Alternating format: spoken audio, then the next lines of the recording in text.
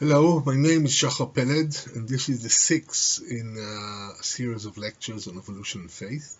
I began in the previous part to describe the dynamic balance between perfection and becoming perfect, and I will expand more on this subject in this lecture.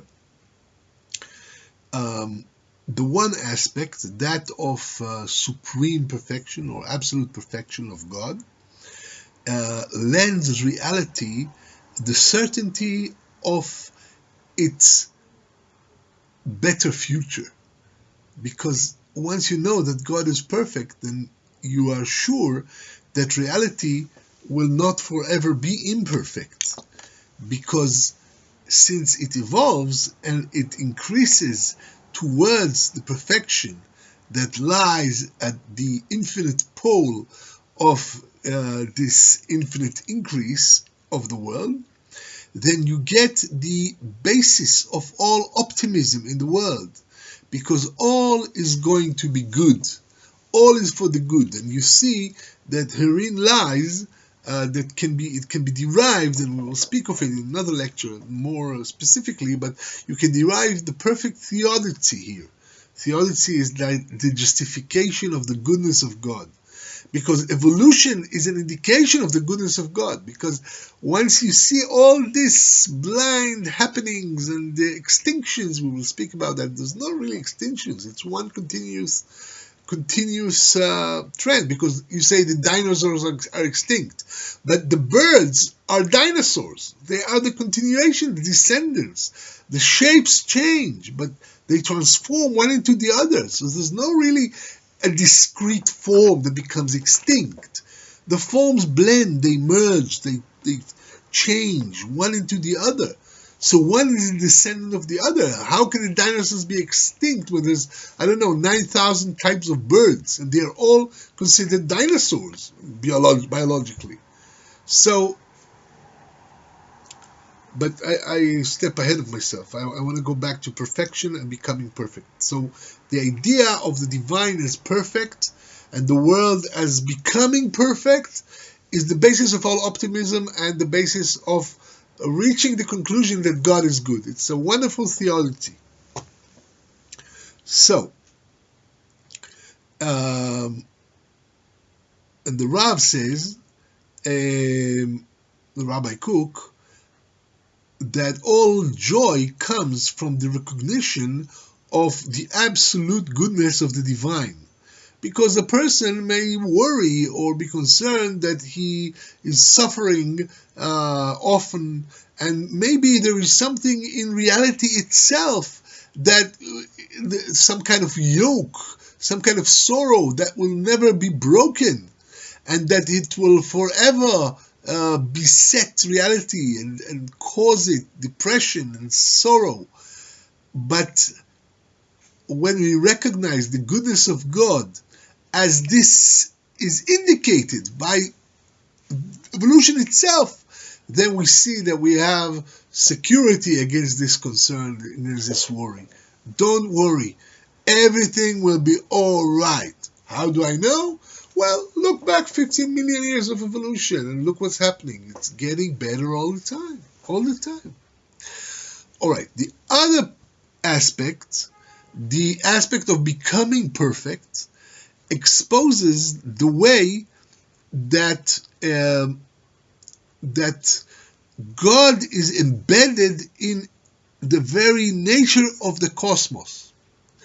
The Rabbi Kook writes, the great aspiration to return to the source of reality, to the ultimate, pure, free, strong source, in the very root of infinite light. This aspiration to go back to God is embedded in the entire cosmos and in every creature. And that is the basic power that pushes reality, pushes evolution, and eventually manifests the powers of the world in all its values. And this is the inner element that also pushes the wheels of cultural humanity, the parties, the nations, the peoples. Everything is pushed from within towards perfection. Now, the concept here is a very basic Kabbalistic concept that God created the world within himself, and the world wants to go back to God. It wants to go back to perfection. So evolution is the way that this is happening in actual material reality. The desire, the push from within, the urge to become more perfect is embedded in reality, because reality has been distanced from God for the very purpose of coming closer to God. So it started from the deepest point where there are only one proton and one electron. This is very simplistic. I will speak more of it in another lecture later on. But from very, very small beginnings, slowly the elements developed within suns, and then molecules, and then living molecules, and then life itself. Evolution has been going on for 15 billion years, not just the evolution of life for the last 3 billion, but the evolution of the entire cosmos. And it all began from very, very simple, let there be light, the Big Bang, the let there be, that is the beginning of it. But the beginning is just the start.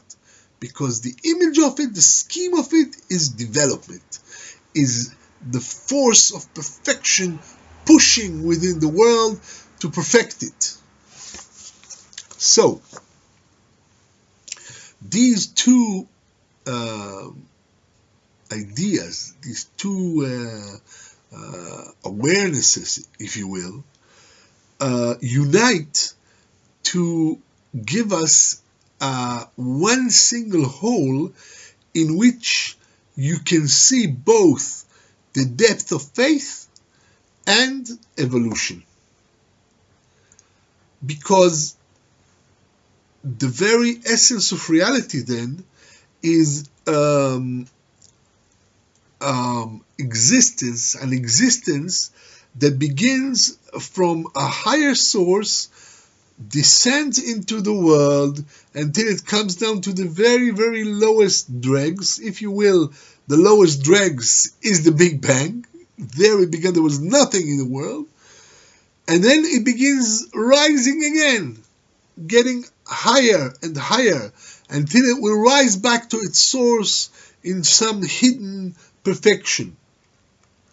In this way, we understand reality in all its forms, because we see that it's like water always finds its level. Reality began from perfection, descended to the very bottom, which is the Big Bang. It appeared at the greatest distance from perfection of God, at the place where there is no life, there is hardly any elements, there is no consciousness, there is nothing. It is absolutely divorced from God in the furthest sense, although it is within God. So God created the world at the furthest point, and since then the world is coming up, going back to God like the water that wants to find its level, and this is pushing the world from within. So this development, which is so strongly felt from below to above, from a lower point to a higher point, is actually a vision of becoming perfect that corresponds to all reality. Now, there's a Hebrew term that I should explain at this point. It's called teshuvah. Teshuvah is simply translated as the return. It is frequently used to describe someone who is becoming religious, becoming more aligned with God, who becomes more religious, basically. whose faith becomes stronger, and also a person who changes his behavior to become a better person, make amends, reparations when he hurts someone, and the Rav describes this as, in fact, everything we do to perfect ourselves, and he now speaks about the whole world as being in teshuvah. Now, the idea of teshuvah is return. It's a return to perfection. And this is what is hiding behind the whole concept of teshuvah. It's we go back, we return to the perfection from whence we came. Because the cosmos was born in God, in perfection, and was created imperfect at the lowest point so that it can perfectize, as it were, become re-perfect. And when a person does tshuva, when he fixes or perfects his actions, then he becomes part of this process of the return of the world to its original and ultimate perfection. And I'll continue with this next lecture.